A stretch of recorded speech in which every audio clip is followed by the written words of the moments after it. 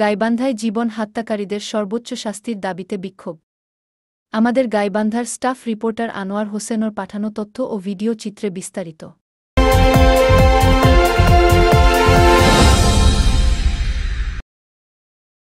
ছিনতাইকারীদের হাতে নবম শ্রেণীর ছাত্র হামিম রহমান জীবন হত্যাকারীদের সর্বোচ্চ শাস্তির দাবিতে মঙ্গলবার গাইবান্ধা জেলা প্রশাসক কার্যালয়ের সামনের সড়কে ঘণ্টাব্যাপী মানববন্ধন ও সড়ক অবরোধ কর্মসূচি পালিত হয়েছে।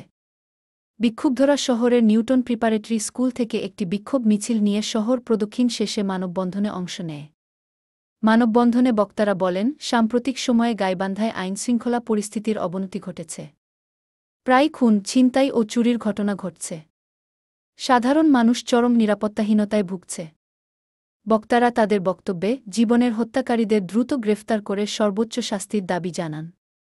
সেই সাথে আগামী ৪৮ ঘণ্টার মধ্যে আসামিদের গ্রেফতার করা না হলে কঠোর কর্মসূচি পালন করা হবে বলে ঘোষণা দেন। এ সময় সড়কের উভয় পাশে যানজটের সৃষ্টি হয়। পরে পুলিশ সুপার হত্যাকাণ্ডের সাথে জড়িতদের গ্রেফতারের আশ্বাস দিলে বিক্ষুব্ধরা অবরোধ তুলে নেয়। বিসমিল্লাহির রহমানির রহিম।